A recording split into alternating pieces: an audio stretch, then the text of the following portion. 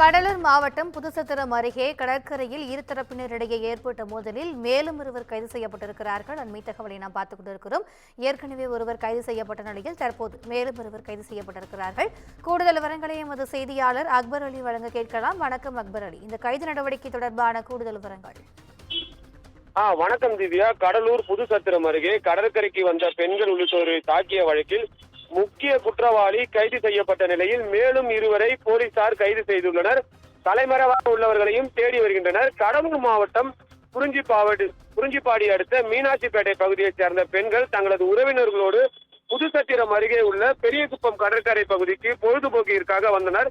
அப்பொழுது அங்கு வந்த மது போதையில் இருந்த அக்கரவள்ளி பகுதியைச் சார்ந்த தினேஷ், மாணிக்கவேல், சரவணன் மற்றும் பிரவீன் ஆகியோர் கடற்கரையில் நின்று கொண்டிருந்த பெண்களிடம் தகராறில் ஈடுபட்டனர். ஒரு கட்டத்தில் தகராறு முற்றியதால் வாக்குவாதம் ஏற்பட்டது.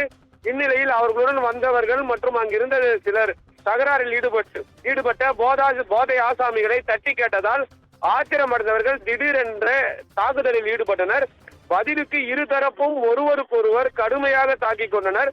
அது மட்டுமின்றி மேலும் அவர்களுடன் இருந்தவர்களை அருகில் இருந்தவர்களையும் கடுமையாக தாக்கிய நிலையில் இருதரப்பிற்கும் ஏற்பட்ட மோதல் குறித்து வீடியோ காட்சிகள் சமூக வலைதளங்களில் பரவிய நிலையில் இந்த தாக்குதல் சம்பவம் பெரும் அதிர்ச்சியை ஏற்படுத்தியது.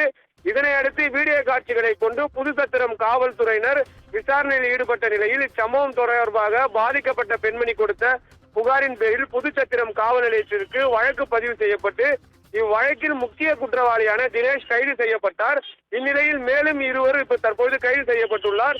அதன்படி மாணிக்கவேல் மற்றும் சரவணன் கைது செய்யப்பட்டு அவர்களிடம் போலீசார் விசாரணை செய்து வருகின்றனர். மேலும் தலைமறைவாக உள்ள இதர குற்றவாளிகளையும் பிடிக்க காவல்துறையினர் தீவிர நடவடிக்கை எடுத்து வருகின்றனர். திவ்யா, கூடுதல் விவரங்களுக்கு நன்றி அக்பர் அலி.